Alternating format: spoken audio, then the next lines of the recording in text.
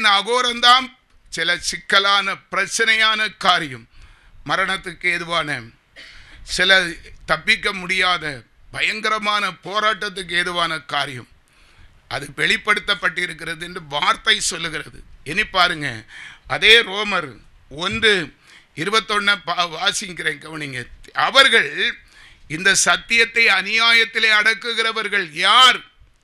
சத்தியத்தை பற்றி கவலை இல்லாமல் அதை அநியாயம் அடக்கி வைக்கிற அவர்கள் தேவனை அறிந்தும் அவரை தேவன் என்று மகிமைப்படுத்தாமலும் சோத்தறியாமலும் இருந்து தங்கள் சிந்தனைகளினாலே வீணர் ஆனார்கள். உணர்வில்லாத அவருடைய இருதயம் இருளடைந்திருக்கிறது என்று ஆண்டவர் சொல்லுகிறார். எத்தனை வருஷம் இருக்கும் ஆண்டவரை சொந்த இரட்சகராக ஏற்றுக்கொண்டு? ஒரு கழுத வயசாயிருக்கும்.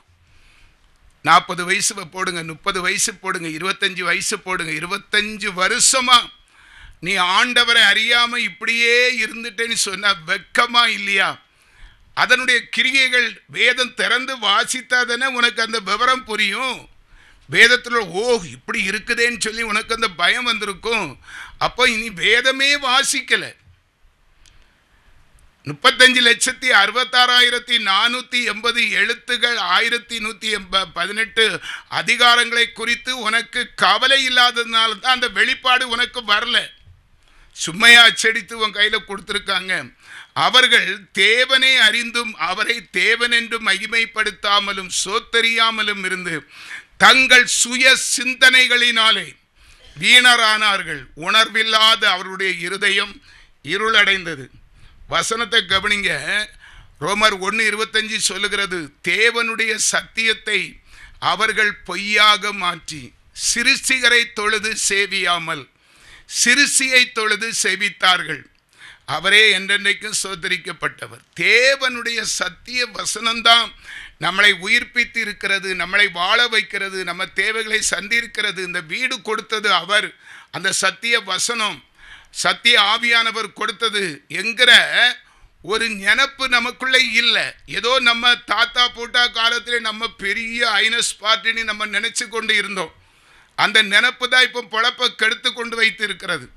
தேவனுடைய சத்தியத்தை அவர்கள் பொய்யாக மாற்றி சிருஷ்டிகரை தொழுது சேவியாமல் நம்முடைய வாழ்வாதாரத்துக்காக தேவைக்காக வீடு வாசல் சின்ன காரு சம்பளம் வேலை சரீர பலன் யாரு கொடுத்தா நமக்கு? நீ என்னைக்காவது சிந்திச்சிருக்கிறியா? எத்தனையோ பிறவிகள் இருக்கிறது ஆண்டவருடைய சிருஷ்டிப்பிலே.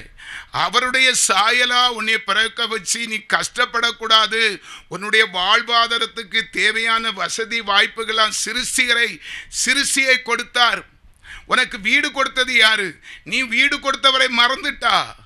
உனக்கு சரீர பலத்தை கொடுத்தவரை உன்னை மறந்துட்டா. உனக்கு வேலை கொடுத்ததை மறந்துட்டா. சிருஷ்டிகரை தொழுது செய்யாமல் சிருஷ்டி அந்த சொத்து உனக்கு யார் தந்த அதை நீ யோசி. அல்லேலூயா. அவரே என்றென்னைக்கும் சோதரிக்கப்பட்டவர். தேவ பிள்ளையை தடைகள் எப்படியெல்லாம் இருக்கிறது. சத்தியம் என்கிற ஒரு வார்த்தையில தான் நம்ம ஆரம்பித்தோம். உள்ள போக போக நம்முடைய காரியமெல்லாம் ஆண்டவர் படம் பிடிச்சி காணிக்கிறார். இதை யாராவது மறுப்பு சொல்ல முடியுமா? எத்தனை பேர் பாரம்பரிய கிறிஸ்தவர்களாக இருந்து பேரளவு மாமிசம் அவ்வளவு மாமிசம் கேட்டால் நாங்கள் கிறிஸ்தவங்க நீ தான் சொல்லிக்கொள்ளலாம். வேதம் உங்களை குறித்து தப்பாக சொல்லுகிறது. நம்மை குறித்து தான் ஆண்டவர் சொல்லுகிறார். தேவனுடைய சத்தியத்தை அவர்கள் பொய்ய நம்ம தான், அந்நியரை சொல்லலை. அல்லேலூயா சொல்லுங்க. அல்லேலூயா. 1 யோவான் 1வது அதிகாரம் 8வது வசனம். 1 யோவான் 1வது அதிகாரம் 8வது வசனம். பாவம் இல்லை என்போமானால் நம்மை நாமே வஞ்சிக்கிறவர்களாக இருப்போம், சத்தியம் நமக்குள்ளே இராது. ஒரு அல்லேலூயா சொல்லுங்க. நிறைய பேர் மனசுல நான் நல்லவதான்ப்பா, நான் நல்லவன் தான் அப்படின்னு நம்ம தான் சொல்லிக்கொள்ளணும். தன்னுடைய பாவத்தை மறைக்கிறவன் வாழ்வடைய மாட்டான். இந்த வசனம் நம்ம சிந்தனைக்கே வரல. நம்ம மனுஷன் அப்படிதானே, நம்மளை நம்ம விட்டு கொடுக்க மாட்டோம் இல்லையா? நான் பாவி ஐயா. நான் சில பேர்கிட்ட சொல்லுவேன், உங்கள் வீட்டில் கஷ்டம் இருக்குதா, நீங்கள் பல வருஷமாக செய்ததை ஒரு நோட்டில் எழுதுங்க. நான் அப்படி எழுதியிருக்கிறேன். சிறுவயது முதல் கொண்டே எங்கள் அப்பாவுடைய சட்டையை பிடிச்சி இழுத்தேன். எனக்கு ஞாபகம் இருக்குது, 5ஆம் வகுப்பு படிக்கும்போது நான் பள்ளியிடத்துக்கு போக மாட்டேன்னு என்னை பிடிச்சி நல்லா அடிச்சு விட்டார். என்னால் அடி பொறுக்க முடியாமல் அவர் மேலே போட்டிருக்க சட்டையை நான் கிழித்தேன். அதில் இருந்தே நான் நோட் எழுதி வச்சிருக்கிறேன். என் டைரியை வந்து பாருங்க, பாவ அறிக்கைங்கிற ஒரு நோட்டு, சரித்திரத்தை அப்படியே நான் சின்ன தவறு அசிங்கமாக எல்லாத்தையும் எழுதி வச்சிருக்கிறேன். ஒன்று என் டைரியை பார்த்தா எல்லாரும் என்னை காரி துப்புவாங்க. அவ்வளவு காரியத்தை நீ செய்யணும். நம்ம நினைச்சிருக்கோம், அதை பற்றியே நமக்கு கரிசனையே கிடையாது. நம்ம செபிக்காமல் இருக்கிறது பாவம், ஆண்டவரை அறியாமல் இருக்கிறது பாவம், ஆண்டவருக்கு விரோதமான காரியங்கள் செய்தது பாவம், தகப்பனுக்கு எதிராய் நடந்தது பாவம், தாய்க்கு எதிராய் தாயார் வச்சிருந்த உண்டியலை உடைச்சி சினிமாவாக்க தூக்கிட்டு போனது பாவம். என்னைக்கா நினைச்சிருக்கியா உன் தாய்க்கு நேராக பேசினது பாவம்? அதெல்லாம் நான் எழுதி வச்சிருக்கிறேன். எங்கள் அம்மாவுக்கு செய்த துரோகம், எங்கள் அப்பாவுக்கு செய்த துரோகம். அல்லேலூயா. அதெல்லாம் நம்ம மறந்துறங்க. அதான் வேதம் தெளிவாக சொல்லுகிறது. இந்த வேதம் இதெல்லாம் நாம் பின்னால் படித்தாலும் நமக்கு அந்த உணர்வு, ஒரு கிறிஸ்தவனாக இருந்தால் ஒரிஜினலாக இருப்போம். செராக்ஸா டூப்ளிகேட்டாக இருந்து ஒரு பிரயோஜனம் இல்லை. கிறிஸ்துவின் சாயல் ஒரிஜினல், அவரே நமக்குள்ளே இருக்கிறது போல இருக்கணும். சும்மா நான் வச்சிருக்கிறேன் பொய் வேஷம் போட்டு நடித்து ஒரு பிரயோஜனம் இல்லை. நிறைய பேர் அந்த பாவத்தை அறிக்கை செய்கிறதே கிடையாது. எவ்வளவு சொன்னாலும் 2 நாள் ஜெபம் பண்ணுவாங்க, 3ஆவது நாள் மறந்துடுவாங்க. பழைய குருடி கதவை தருது. அந்த ஜென்ம சுவாபம், அந்த எரிச்சல், அந்த டென்ஷன், அந்த கோபம், அந்த பழக்க வழக்கங்கள் மாறாது. 2 நாள் தான் இருக்கும், 3ஆவது நாள் தெரியாது. ஆயுசு முழுவதும் மாறணும். ஒருவன் கிறிஸ்துவுக்குள் இருந்தால் புதிய சிறுசியாய் மாறணும். பழைமையெல்லாம் ஒளிந்து போகணும். ஆண்டவர் தெளிவாக சொல்லுகிறார், நமக்கு பாவம் இல்லை என்போமானால் நம்மை நாமே வஞ்சிக்கிறவர்களாய் இருப்போம். சத்தியம் நமக்குள்ளே ஒருபோதும் இருக்காது. அல்லேலூயா சொல்லுங்க. இன்னும் நம்ம சில காரியத்தை வேதத்தின் அடிப்படையிலே பார்க்க போகிறோம். யாக்கோபுக்கு எழுதின நிருபம் 5வது அதிகாரம் 12வது வசனம், விசேஷமாய் என் சகோதரரே, வானத்தின் பேரிலாவது பூமியின் பேரிலாவது வேறெந்த ஆணையிலாவது சத்தியம் பண்ணாதிருங்கள். நம்ம எப்படி செய்வோம்? எதற்கு எடுத்தாலும் பொய் சொல்லி தவிர்க்க முடியலன்னா சத்தியமா சத்தியமா அப்படி சொல்லிடுவோம். சொல்கிறோமா இல்லையா? உங்கள் பின்னால் உள்ள கதையை நினச்சி பாருங்க. கூசாம நான் அப்படி சொல்லவே இல்லை, சத்தியமாக நான் சொல்லவே இல்லை, ஆனால் சொல்லியிருப்போம். அந்த இடத்த விட்டு தப்பிக்கணும் இல்லையா? பிரச்சனை வரும், அப்போ சொல்லியிருப்போம், சத்தியமாப்பா நான் சொல்லவே இல்லை, நான் சொல்லலை. ஆண்டவர் சொல்லுகிறார், என் சகோதரரே, வானத்தின் பேரிலாவது பூமியின் பேரிலாவது வேறெந்த ஆணையிலாவது சத்தியம் பண்ணாதிருங்கள். நீங்கள் ஆக்கினைக்குள்ளாக தீர்க்கப்படாதபடிக்கு உள்ளதை உள்ளதென்றும் இல்லாததை இல்லாதென்றும் சொல்ல கடவீர்கள். அல்லேலூயா. பொய் சொல்லக்கூடாதுன்னு சொல்லுகிறார். சத்தியம் பண்ணக்கூடாது. நிமிர்ந்து நின்று ஆணை விட்டுருவாங்க. அல்லேலூயா. அன்பானவர்களே, கர்த்தர் சத்தியம்ங்கிற வார்த்தையில் நம்முடைய சுயரூபத்தை வெளியே காண்பிக்கிறார். நமக்கு அந்த வார்த்தை, நம்ம அப்படி சொல்லுகிறோமே, இந்த வார்த்தையிலே நமக்கு ஆக்கினை வரும் என்பது அநேகவருக்கு தெரிவதில்லை. நீ சத்தியம் பண்ணதுனால ஆக்கினைக்குள்ளாக தீர்க்கப்படுகிறாய். உனக்கு தேவனுடைய ஆக்கினை உனக்கு வருகிறது, பிசாசு கொடுக்காது. தேவனுடைய ஆக்கினைக்குள்ளாக தீர்க்கப்படாதபடிக்கு உள்ளதை உள்ளதென்றும் இல்லாததை இல்லது என்று எனக்கு சேர்த்துதான் ஆண்டவர் சொல்லுகிறார். அல்லேலூயா சொல்லுங்க. இனி பாருங்க, கலாத்தியர் 4வது அதிகாரம் 16வது வசனம், நான் உங்களுக்கு சத்தியத்தை சொன்னதினாலே உங்களுக்கு சத்ருவானேனோ. சில பிரசங்கத்தை நம்ம பார்க்குறோம் இல்லையா? நிறைய பேர் விமர்சனம் பண்ணுறோம். நமக்கு பிடிச்ச ஒரு போதகரும் இல்லைன்னா அந்த ஆள் எரிச்சலாக பேசுவார். சத்தியத்தை சொல்கிற இங்கே சபையிலையும் அப்படி தான் இருக்கிறது. ஆரம்ப நாட்களில் இந்த இடமெல்லாம் அங்கே தங்கிறதுக்கு இருக்க இடம் காணாது, அவ்வளவு கூட்டம் வந்தது, அவ்வளவு கூட்டம். நான் மட்டும் அவங்களுக்கு ஏத்தால நயந்து உங்களை வாலாக்காமல் தலையாக்குவார், கீழாக்காமல் மேலாக்குவார் சொல்லிகிட்டே இருந்தால் அந்த கூட்டம் அப்படியே இருந்திருக்கிறோம். சத்தியத்தை சத்தியமாக சில அவங்களுக்கு உணர்த்தப்பட்டு ஓப்பனாக, எனக்கு ஒரு ஓட்டவாயில் அது உண்மை அப்படியே சொல்லிடும். பிடிக்காது, நிறைய பேருக்கு பிடிக்காது. சத்தியத்தை ஆண்டவர் இப்படி சொல்லுவார்னா உடனே மூஞ்சி கோணிரும். உங்களை குறித்து ஆண்டவர் இப்படி சொல்லுவார், எனக்கு உள்ளதை சொல்லி தான் பழக்கம். அவங்களுக்கு டேஸ்டாக, அவங்களுக்கு விருப்பமாவது சொல்லணும்.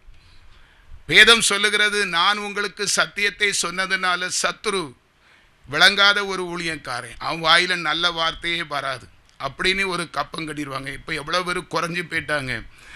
ஆண்டவர் என்னை உணர்த்துனதுனால, நாம் காசு வாங்கி உங்களை ஏமாத்ததுக்காக ஊழியம் செய்யலை, ஆண்டவருக்கு பயப்படுகிறதுனால. உண்மையிலே நான் பலிபீடத்தில் நின்று சொல்கிறேன், உங்கள் மேலே அன்பு இல்லாமல் நான் அதை செய்யலை.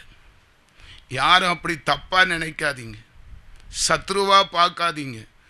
உண்மையை சொல்லுகிறது, சத்தியத்தை உங்கள் நன்மைக்காகத்தான் சொல்கிறது. நீங்கள் பலப்படணும். நீங்கள் செபிக்கலைன்னா கர்த்தர் உங்களை ஆசீர்வதிக்க மாட்டார். உண்மைதானே? நீங்கள் செபிக்காமல் உங்கள் இஷ்டம் போல் வாழ்க்கை வாழ்ந்துட்டு ஒழுங்காக வாரந்தோறும் வந்துட்டு இருந்தால் ஆசீர்வதிப்பாரா? இல்லை, ஆசீர்வதிக்க மாட்டார் தானே. அதை சொல்லி தானே ஆகணும். அதை சொல்லும்போது உங்களுக்கு அது பிடிக்காது. சிலவங்க நைட்டு சாமத்தில் கூட போன் போடுவாங்க. அப்போ ஆண்டவர்கிட்ட கேட்கும்போது ஆண்டவர் சொல்லியிருப்பார், இன்ன காரியத்தை நீ செபம் பண்ணுன்னா அப்புறம் பேச்சே இருக்காது. ஆண்டவர் கோவப்படுறாருமா, செபம் பண்ணுங்கன்னா அது கேட்கணுமா இல்லையா? நீங்களே சொல்லுங்கள். கேட்கணும். நானாக இருந்தாலும் நான் ஊழியத்தில் வளரணும்னு சொன்னால் செபிக்கணும். இந்த ஆத்துமாக்களுக்காக பரிதவிக்கணும். சும்மா பெட்ஷீட்டை நல்லா மூச்சு முட்டை தின்னுட்டு இழுத்து மூடிட்டு கொரட்டை விட்டு தூங்கினா என்னை ஆண்டவர் ஊழியக்காரனாக வச்சிருப்பாரா? வைக்கவே மாட்டார், தூக்கி மாற்றிடுவார். கடமைன்னு நமக்கு ஒன்று இருக்குங்க. சத்தியம் தேவனுக்கு சத்தியமாய் அவருக்கு வாழணும். அதை பார்த்து தான் கர்த்தர் நம்மை மேன்மைப்படுத்துகிறதை பிறர் அறிந்து கொள்ளத்தக்கதான கிரியைகள் வெளிப்படும். பாதியும் பொய் செவி கொடுத்து கேட்க மாட்டேன், அவங்களுக்கு ஏத்தால பேசினா உங்களுக்கும் துரோகம் செய்து நானும் குற்றமுள்ளவனாகி விடுவேன். இப்போ அவ்வளவருக்கும் நல்ல வாக்குத்தத்த வசனம் நிறைய இருக்கிறது. பரிசுத்த வேதாகமத்தில் ஏசாயா தீர்க்கதரிசி எடுத்தா 66 அதிகாரங்களும் வாக்கு நிறைந்த அதிகாரங்கள். அதில் 4 வார்த்தையை சொல்லி அழகாக ஒரு பாட்டை படி சொன்னால் நல்ல சந்தோஷம். எப்படி நடக்கும்? நடக்கணும் இல்லையா ஐயா? நடக்கணும் இல்லையா? அந்த வார்த்தை கிரியை செய்யணும். எப்படி செய்யும்? நீ மாறினா, நீ திருந்தினா தானே வசனத்தின்படி உன்னை ஆண்டவர் ஆசீர்வதிக்க முடியும். சத்தியத்தை சொல்லுகிறதுனால அநேகவர் சத்துருவாக மாறி இருக்கிறார்கள். எபேசியர் 6வது அதிகாரம் 11வது வசனம், அதனால பிரியமானவர்களை, நீங்கள் பிசாசின் தந்திரங்களோடு எதிர்த்து நிற்க திராணி உள்ளவர்கள் ஆகும்படி தேவனுடைய சர்வாயுத வர்க்கத்தையும் தரித்து கொள்ள வேண்டும். இன்னைக்கு ஆண்டவர் சொல்லுகிற சிம்பிளான 4 வார்த்தை. ஒரு முடிவு எடுங்க. பிசாசின் தந்திரங்களோடு எதிர்த்து நிற்க திராணி உள்ளவர்கள் ஆகும்படி தேவனுடைய சர்வ ஆயுத வர்க்கத்தை தரித்து கொள்ளணுமா? எப்படி நிற்க வேண்டும் என்பதை தொடர்ந்து நம்ம விசுவாசிப்போம். எபேசியர் 6:12, ஏனெனில் மாம்சத்தோடும் இரத்தத்தோடும் அல்ல, துரைத்தனங்களோடும் அதிகாரங்களோடும் பிரபஞ்சத்தின் அந்தகார லோகாதிபதிகளோடும் வான மண்டலங்களில் உள்ள பொல்லாத ஆவிகளின் சேனைகளோடும் நமக்கு போராட்டம் உண்டு. அன்பானவர்களை, நாம சாதாரணமாக நிறைய வரை பேஸ் பண்ணணும். மாமிசத்தோடு இரத்தத்தோடு மாத்திரம் நமக்கு போராட்டம் இல்லை.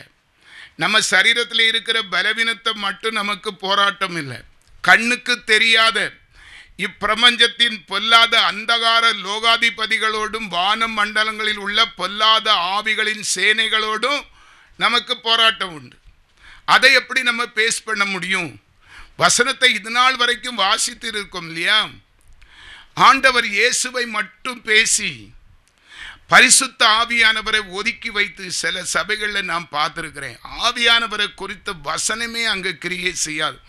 அந்நிய பாசை, தீர்க்க தரிசனம், வெளிப்பாடு, இதெல்லாம் குறித்து சப்ஜெக்ட் எடுக்கவே மாட்டாங்க.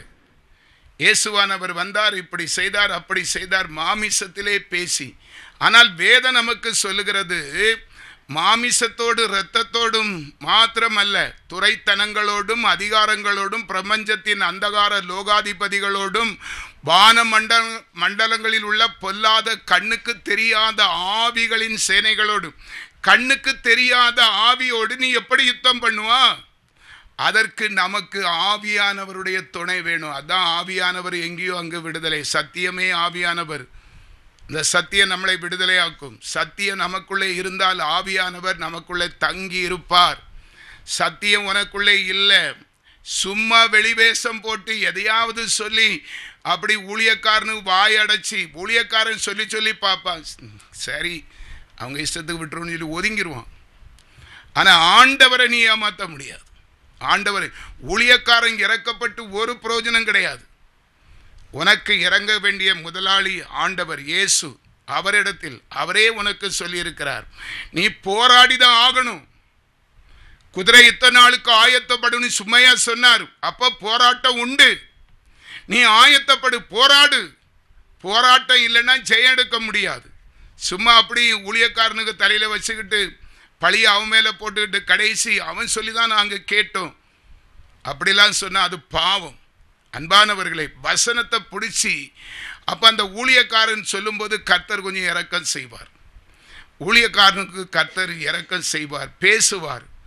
தள்ளிகளை இன்னைக்கு ஒரு சகோதரி போன் போட்டா, அதை சொல்லதுக்கு நான் வெட்கப்படுறேன். சொன்னோன்னு என்ன சொன்னாங்க தெரியுமா? அண்ணே இந்த மாதம் தானே அண்ணே நான் கொண்டு வந்துடுறேன், அவங்க ரூபாய்க்கு நான் என்ன அலந்தா கிடக்கிறேன். 3 மாதமாக இதை தான் சொல்கிறாங்க.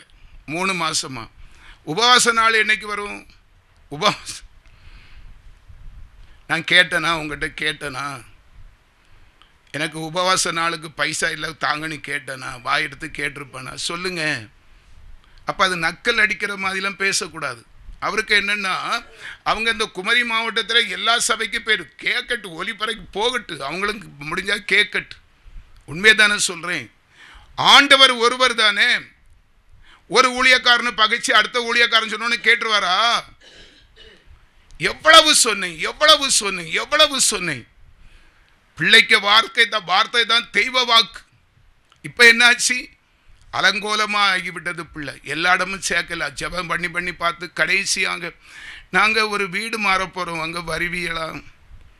நான் என்னம்மா செய்ய முடியும்? உங்கள் பிள்ளை மனம் திரும்பலல்ல. அதுக்கு நான் ரூபா அப்படியே வச்சுருக்கேன் அடுத்தால. எனக்கு கடுப்புன்னா தாங்க முடியாது. ரூபாயெல்லாம் நீங்கள் அந்த ரூபாயை பற்றி இனி பேசக்கூடாது. நான் இன்றைக்கி சொல்லி முடிச்சுட்டேன். ஒரு 3 மாதம் அந்த நாள் வரணும். அதாவது நான் போய் வேஸ்ட்டு. நான் சொல்லியாச்சு. நான் இப்போ உங்கள் வீட்டுக்கு வரதுக்கு மடித்து சொல்லலை. நிறைய பேர் வீட்டுக்கு வரதை எதிர்பார்க்குறாங்க. நானும் வரதுக்கு ஆயத்தான கதை நடக்காது என்பது திண்ணமாகுது.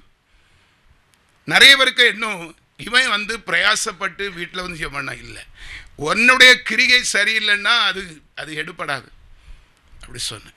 அன்பானவர்களே, தயவு செய்து நமக்கு அந்தரங்கத்தில் இருக்கிற கண்ணுக்கு தெரியாத ஆவியோடு போராடணும். பரிசுத்த ஆவி நமக்கு நிச்சயமாக வேணும். சில வசனங்கள் அதில் இருக்கிறபடி நான் சொல்லி நான் செபித்து முடிக்க ஆசைப்படுகிறேன். அல்லேலூயா, அல்லேலூயா. எபேசியர் 6வது அதிகாரம் 13வது வசனம். ஆகையால் தீங்கு நாளிலே அவைகளை நீங்கள் எதிர்க்கவும் சகலத்தையும் செய்து முடித்தவர்களாய் நிற்கவும் திராணி உள்ளவர்களாகும்படிக்கு தேவனுடைய சர்வாயுத வர்க்கத்தையும் எடுத்துக்கொள்ளுங்கள். ஆண்டவர் சொல்லுகிறார். வசனம் என்கிற வார்த்தை, வசனத்தை பிடிச்சி ஆண்டவர் பிசாசு அப்படிதான் சொல்லி ஜெபித்தார். ஆண்டவர் இங்கிருந்து தாழ குதியும் தேவ தூதர்கள் உன்னை காப்பாற்றுவார். உன் தேவனாகிய கர்த்தரை சோதனை பார்க்காதே என்று சொல்லியிருக்கிறது. இந்த கல்லை அப்பமாக மாற்றி சாப்பிடும். ஆண்டவரை சோதிக்காதேன்னு சொல்லப்பட்டு இருக்கிறது. ஆண்டவர் சொன்னார். வசனத்தை பிடிச்சி நம்ம பிசாசை மேற்கொள்ள முடியும். தீங்கு நாளிலே உனக்கு தீங்கு வருவதற்கு முன்னாலே நீங்கள் அவைகளை எதிர்த்து நிற்கவும் சகலத்தையும் செய்து முடித்தவர்களாய் நிற்கவும் திராணி உள்ளவர்களாய் ஆகும்படிக்கு தேவனுடைய சர்வாயுதத்தையும் எடுத்துக்கொள்ளுங்கள்.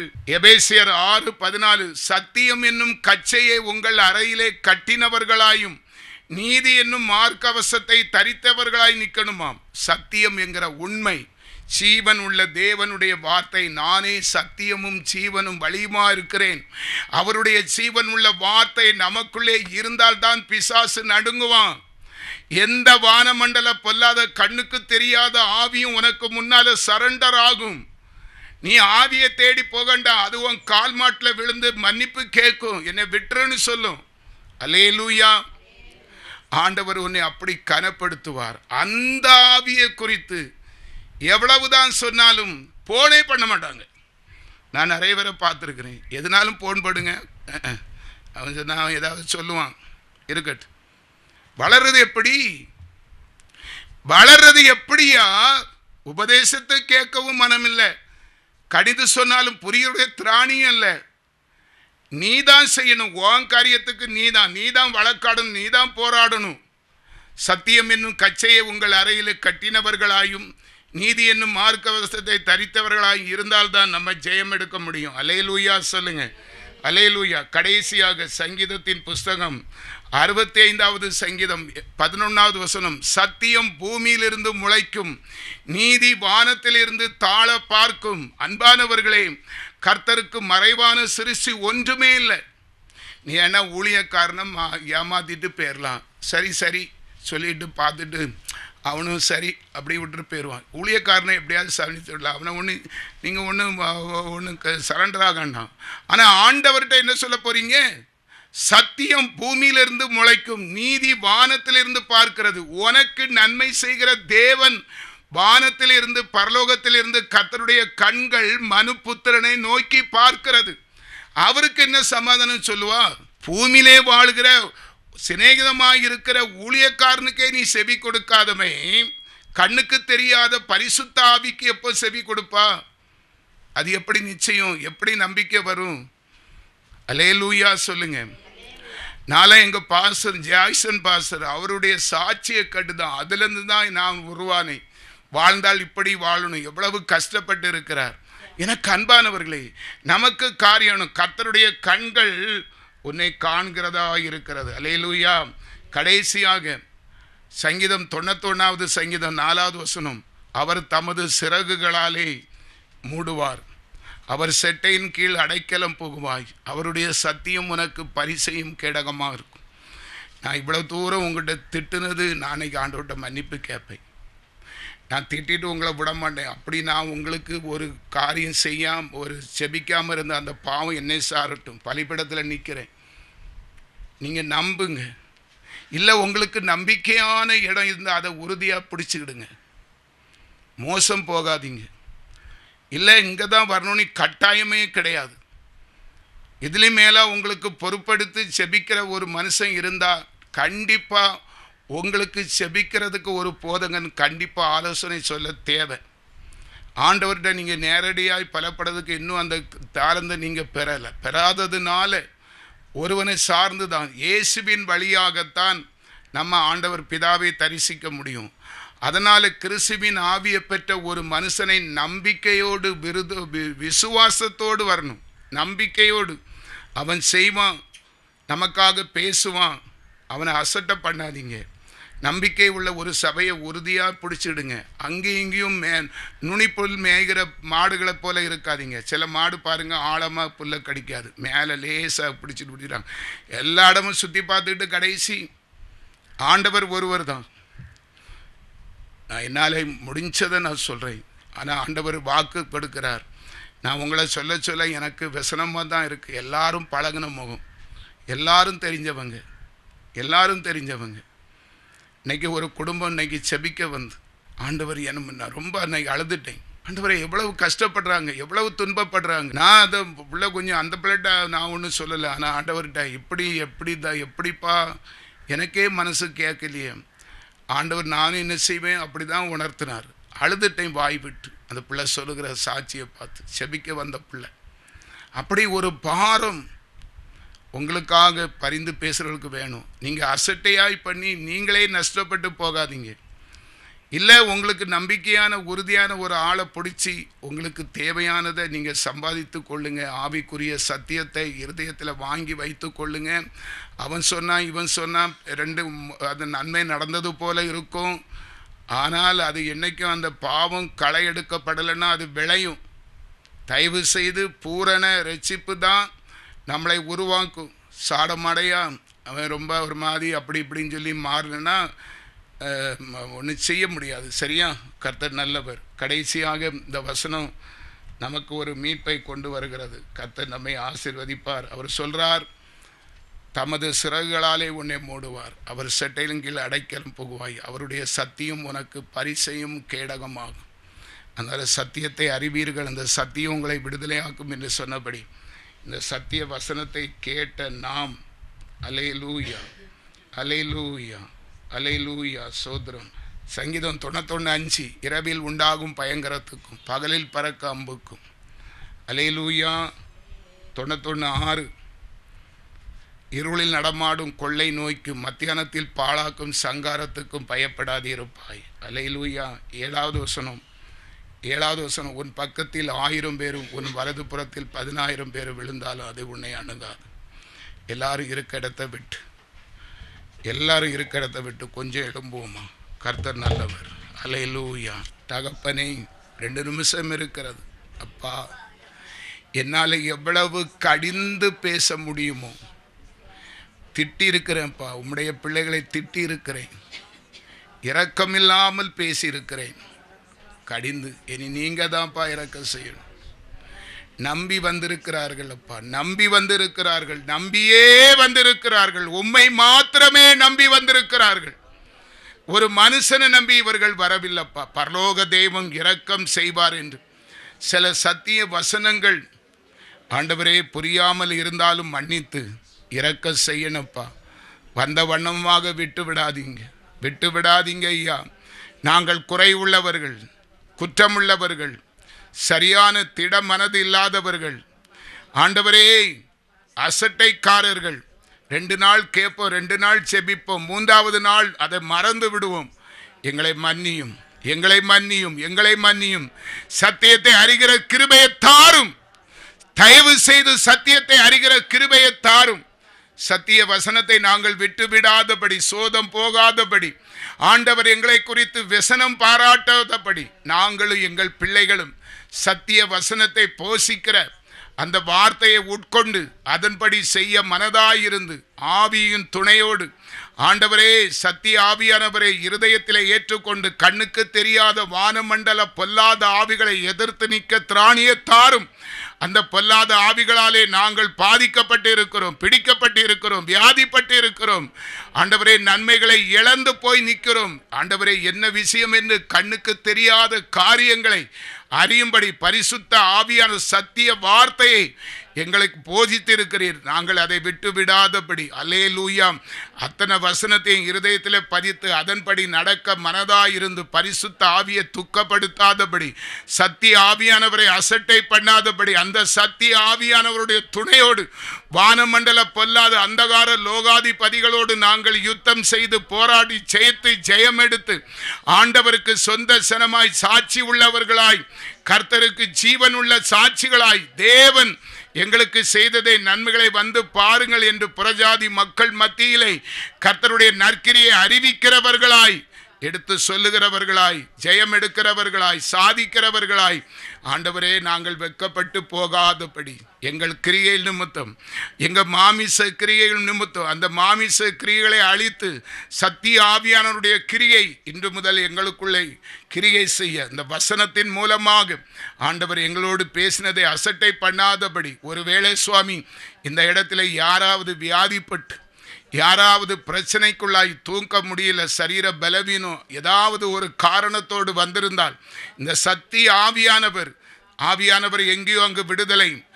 ஆவியானவரே, சத்திய ஆவியானவரே, அவர்களை எங்களை அனைவரையும் விடுதலையாக்கும். யாரும் வந்த வண்ணமாக போகக்கூடாது, ஒருவரும் போகக்கூடாது. ஆண்டவரே, அழைத்தவர் உண்மை உள்ளவர். நான் ஒரு அற்பமான ஈன பிறவி சுவாமி. ஆண்டவரே, சத்தியத்தை பேசியிருக்கிறேன், அது அவர்களுக்கு ஒரு இடரலாய் இராதபடி, கோபப்பட்டு பேசிவிட்டான் அப்படின்னு சொல்லி கோபம் காட்டாதபடி, அந்த வார்த்தை நமக்கு ஒரு ஆசீர்வாதத்தை, ஒரு நன்மையை கொண்டு வரட்டும், நமக்காகத்தான் அந்த வார்த்தை என்று சொல்லி அதை யதார்த்தமாக எடுத்துக்கொண்டு அதன்படி வாழ மனதாயிருக்க கர்த்தர் உதவி செய்யும். நானும் இன்னும் ஆண்டவரை குறைவில்லாதவனாய் வாழாதபடி, ஏதோ பேரளவுக்கு ஒரு ஊழியம் செய்கிறவனாய் இருந்து விடாதபடி, எனக்கும் செப ஆவியை தாரும். திறப்பிலே நின்று அழிந்து போகிற ஆத்துமாக்களுக்காக, பாதிக்கப்பட்டவர்களுக்காக, பரிதவிக்கிற ஜனங்களுக்காக தேவனிடத்தில் மன்றாட அந்த செப ஆவியை அதிகப்படுத்தும். ஆண்டவரே, நான் ஒரு சுயநலவாதியாய் இருந்து விடாதபடி, ஆண்டவரே, செபத்தில் இன்னும் ஆழமாக அதிகமாய் அக்கறை கொண்டு வாழ செபிக்க உதவி செய்யும். எங்களையும் எங்கள் குடும்பத்தையும் ரட்சியும் பாதுகாத்தருளும். உம்முடைய நாமம் மட்டும் மகிமைப்படட்டும். துதிகன மகிமையெல்லாம் உமக்கே நாங்கள் செலுத்துகிறோம். இரட்சகர் இயேசுவின் நாமத்தில் தாழ்மையின் செபம் கேளும் ஜீவன் உள்ள நல்ல பிதாவே, ஆமென்.